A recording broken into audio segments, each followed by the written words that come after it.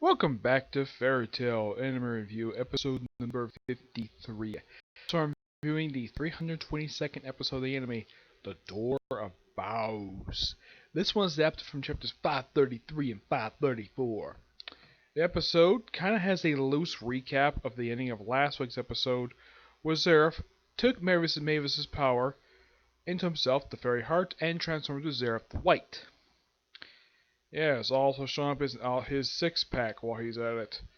Which apparently no one talks about that. Okay, because I'm sure anybody can point out the fact that almost every single guy drawn in the series who looks pretty young always tend to be drawn pretty muscular, like really, like I would say he's definitely ripped. You could definitely say, yeah. And of course, Natsu fights him, tries to fight him, and ends up basically blasting a hole in the Fairy Tale Guild Hall.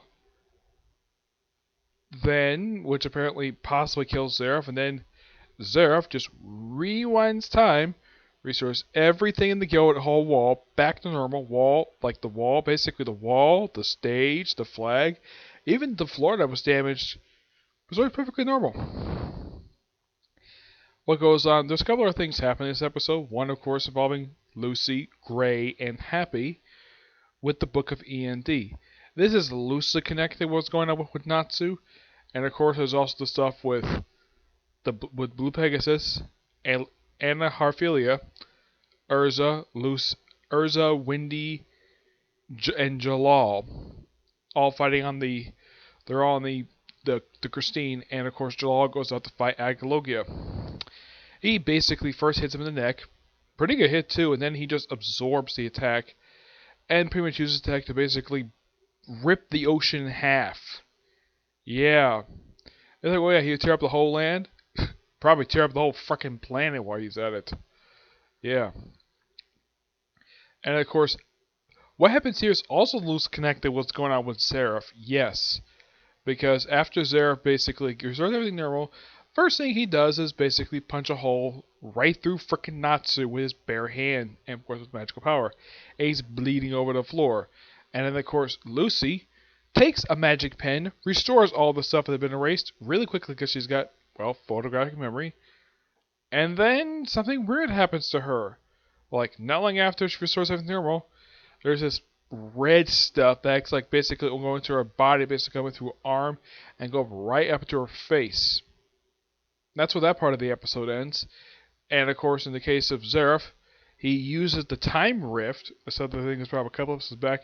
He opens up in the Fairy Tale Guild Hall doors, takes up a new world, and then of course, well, it also opens up where it's supposed to be in Agalogia. And of course, well, Echo's like, what the heck is this? He doesn't know what it is at all. And Anna basically is trying to basically the best that she can to open up the rift. And it opens up, and she does not know it's her old friend Zeref who's behind this. She does not know. And I keep thinking, okay, now we also have a minor thing involving we have Guildarts and Kana. They want to go to the Fairy Tale Guild Hall, then most of the guild, I would say almost the entire guild who's not fighting. I would probably say everybody except for the woman who's the Edoros version of Grandina. Yeah, for some reason she's not there. As for where the heck she is, no idea. Also, he was also mentioned from the scene. Why, it's Gonjo and Livy. Yep, as for where they are, the episode doesn't bother to explain where the heck they are at all, which is kind of weird. As far as I can tell, Hagaloga didn't eat Gonjo. No, he didn't. He just doesn't appear in this episode. As a matter of fact, he hasn't appeared for about 3-4 episodes. He hasn't done very much in these portions. I mean, the last thing he noteworthy did was that he basically reunited with Levy, which he was so happy with that. Panther Lily basically just off on his own for some reason. Yeah, it's never explained why. Also, they sort of recap basically the fact that, yeah, the Spring of 12 is done. Yep. Guildarts and Kana defeated August. Natsu took care of the guy who created the Historias. We have Brandish and Demora basically just abandoned out early. The Desert King pretty much has to basically retreat. And, well, they're not going to kill him. Yeah, and of course, Ellisman mentions that his grandfather had to stop the fight in order for him not getting killed. Thing is, Fairy Tail doesn't kill people. Not really, no. They beat people up. They they knock them in a coma, but they don't kill them. As far as I can tell, nobody from Fairy Tail has ever actually killed anybody. Not even Urza, who's actually got deadly weapons. She's got freaking swords. And yet, well, one of her swords was actually used to kill Irene. But the thing is, she didn't kill Irene. Irene committed shipacto, aka suicide. She stabbed her own self in the freaking gut for reasons. Yeah, it's never thoroughly explained exactly why. Probably because she got defeated. So they decided, okay, let's just have it where she just commits suicide for like no reason at all. Yep. The whole point of this thing, just to recap everything what we already know.